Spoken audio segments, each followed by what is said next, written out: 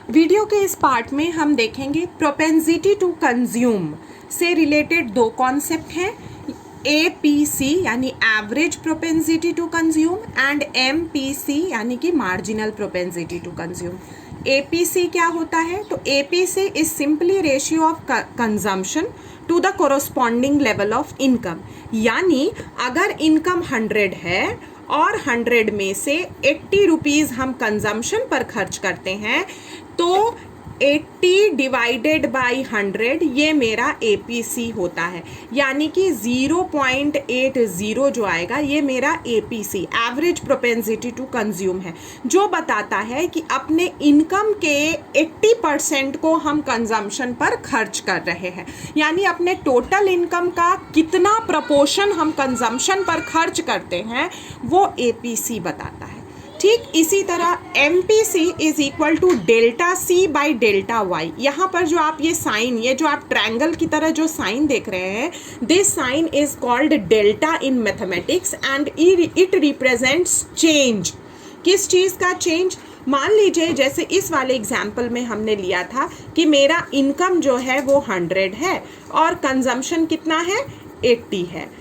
अगर इनकम मेरा बढ़ करके 100 से 200 हो जाता है और कंजम्पशन जो है वो मेरा 80 से बढ़ करके मान लीजिए यहाँ पर कि 160 हो जाता है, ठीक है, तो आप देखेंगे कि इनकम में भी चेंज हुआ है। तो चेंज कैसे निकालते हैं हम? बीच का जो डिफरेंस होगा नए इनकम और पुराने इनकम के बीच का जो डिफरेंस होगा, this difference is delta Y, यानी कि change in income which is 100 in this case.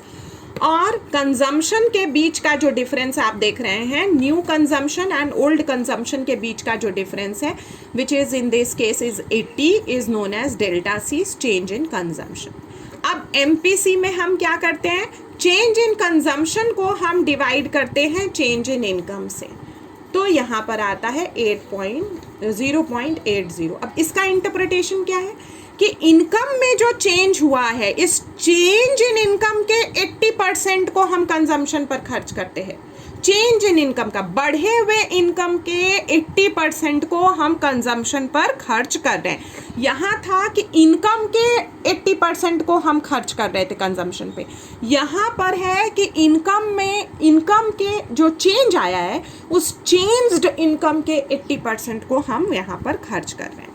ठीक इसी तरह प्रोपेंसिटी टू सेव का कॉन्सेप्ट आपने देखा होगा। इसके भी दो एस्पेक्ट हैं, APS and MPS, average propensity to save and marginal propensity to save. Average propensity to save क्या है? एक पर्टिकुलर लेवल ऑफ इनकम पर जितना मेरा सेविंग है उसका ये रेशियो है। यानी कि अगर इनकम 100 है और सेविंग 20 है तो 20 डिवाइडेड बाई 100 यानी कि 0.20 इज माई APS, यानी इनकम के 20% को हम सेव कर रहे हैं। एग्जैक्टली MPC की तरह MPS में भी यहाँ change in saving divided by change in income. अगर इनकम में चेंज आया है यानी इनकम पहले 100 था और अब इनकम 200 हो गया है, तो सेविंग भी पहले 20 था और अब सेविंग बढ़ करके 40 हो जाता है, तो जो इनकम का चेंज है वो डेल्टा वाई और जो सेविंग का चेंज है वो डेल्टा S है। तो चेंज इन सेविंग को जब हम चेंज इन इनकम से डिवाइड करेंगे, यानी कि 20 डिवाइडेड बाई 100 0.20, यानी बढ़े हुए इनकम के 20% को हम सेव कर रहे हैं। ये मार्जिनल प्रोपेंसिटी टू सेव हमको बताता है। अब नेक्स्ट फार्मूला में मैंने आपको बताया है कि there is a relationship between APC and APS। And what is the relationship?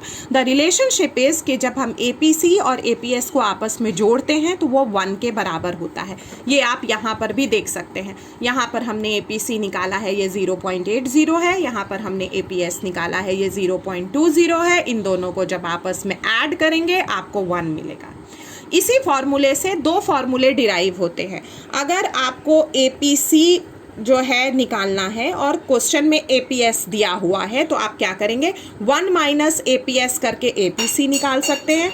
ठीक इसी तरह APS निकालने के लिए 1 माइनस APC आप कर सकते हैं।